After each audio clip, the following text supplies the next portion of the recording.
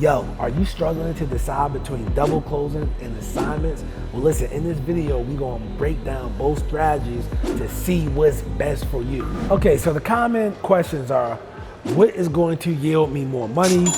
What are the legal ramifications? So I'm gonna tap into all of that in this video. Also, we're gonna talk about when you should use both, all right?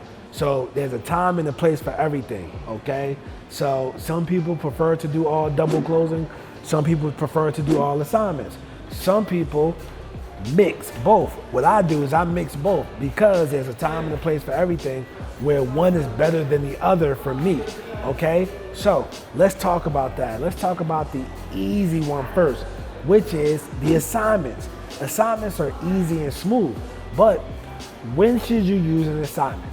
Okay, so let's say you find Mr. John Doe, and Mr. John Doe is selling you a property for $40,000, but you know that property is worth $100,000, and you know that you can wholesale that house for $50,000. Well, what you're gonna do is you're gonna get that property under contract, all right? Then you're gonna call the cash buyer, his name is Troy, and say, hey, Troy, I got this property at 123 Main Street, I want $50,000 for it. Troy comes out to the property and says, you know what, I'm gonna buy that thing. Troy then asks, say, hey, send over the paperwork. And you send him over an assignment. And with the assignment, you have the contract with the seller, and he's get assigned the contract, which is one sheet of paper. And with that piece of paper, you have now assigned him the contract. At closing date, he will wire in $50,000 plus closing costs. The seller get 40, you get your $10,000, Troy gets the house, everybody's happy, right? So the thing I like about assignments is the only people who know what you made is the seller, cash buyer, and yourself. Everybody who has the HUD statement. Anybody else who doesn't have the HUD statement, they won't know. So on the register of deeds, it will show up that the property sold for $40,000 because of you won't see the $10,000 assignment, okay? Just the people on the HUD statement. So the property reflects as it sold as $40,000. So you don't have to worry about any third party or somebody not in the transaction being nosy and seeing how much you made, right? So, and you know the wholesaling industry is under a lot of scrutiny right now.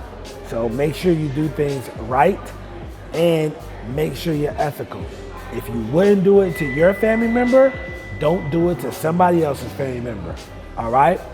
Now, double closings. Let's go over the general rule of thumb in the industry. If you are making $20,000 or more, you should double close, okay? $20,000 or more, you should double close. So what does that mean, yo? $20,000 or more. So let's say that you found a property that's worth $150,000 and the seller is willing to sell you that property at $60,000. Well, you get it under contract, right? Then you call the cash buyer. We're gonna call Troy up again. And you say, yo, Troy, I got this property at 456 Main Street, all right? And I'm selling it for $80,000. And Troy like, what? 80K? Like, man, I need to hop on that, bro. So Troy walks the property. Troy says, yo, I'll take it, okay? Now, you don't want Troy to see that you are making $20,000 because we don't know how Troy's gonna act. Troy may say, yo, I don't want this deal, you're making too much, bye, all right? So send this over to Troy. Troy signs off on it. But what does Troy signs off on? Another contract. So you will have a contract with the seller. You will have the seller being the owner of the property and you being the buyer, okay?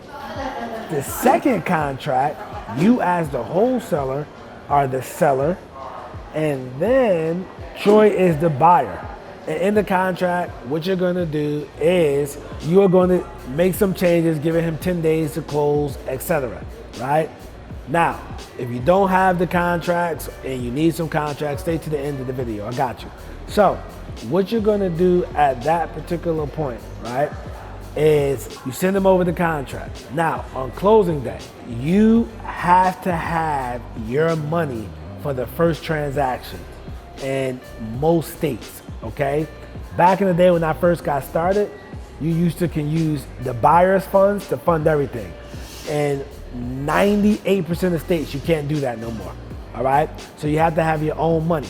So what do? I know what you're saying, like, I don't have the money. Well, you go to flashclosing.com. In this particular site, they'll lend you the $60,000 for 1%. They charge 1%. So $60,000, 1% off of $60,000, that is $600, okay? So they're gonna charge you that to use their money. So they would wire in the $60,000. The attorney is gonna close out that transaction, okay? The buyer is gonna wire in the $80,000, okay? And you make the difference from the second transaction. Yes, you will have closing costs for that second transaction, because remember, you're the seller. So you'll have some closing costs involved, etc. Instead of making that full 20, you'll probably walk away with about $18,000 after paying everybody, right? 18K and some change after paying everybody with all your fees, which is still great money, okay?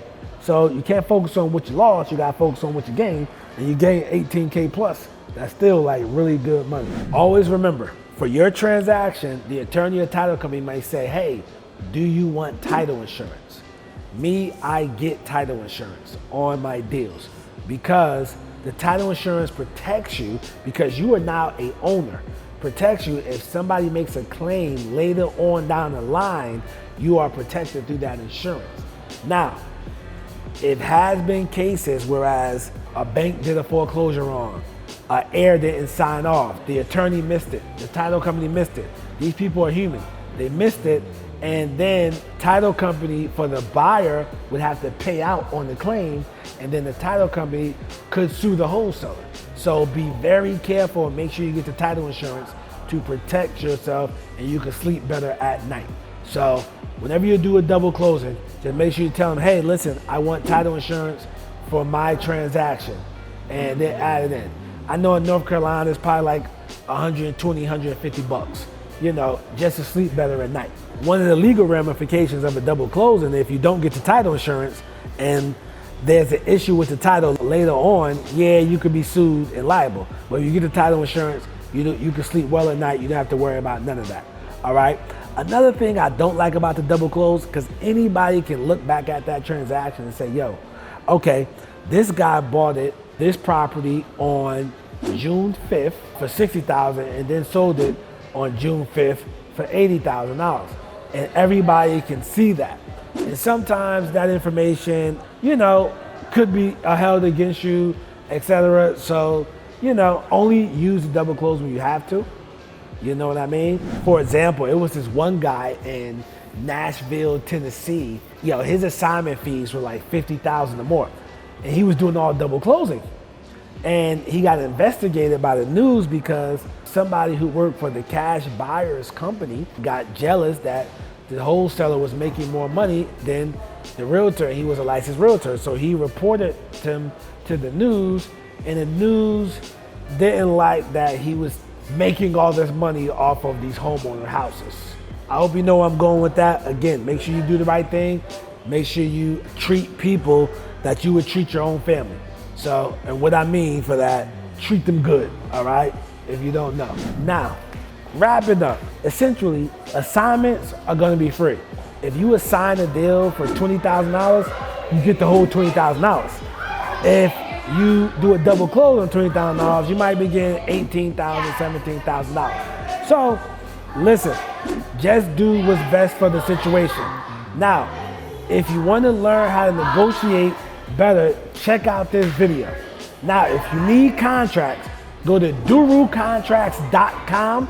Also, check out the description. I'm gonna put a video in there that will show you how to fill out contracts. I'm Nasa, AKA the real estate guru. I'm not a guru, I'm a guru, because I actually do this business, man.